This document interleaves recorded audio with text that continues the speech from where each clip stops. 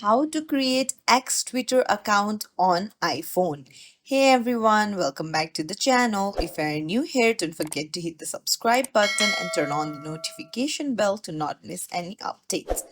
So, do you want to create a new Twitter account? Then you're in the right place. Let's dive right in. Open up your X app and then you'll find the create account option. Go ahead and tap on it, and here you'll need to put in your name, your email, and your date of birth.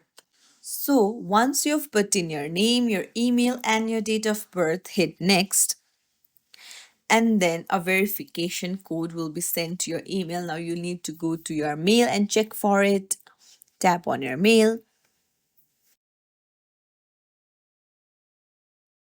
Now, once you verify your mail, you'll need to enter a password. Make sure it's 8 characters.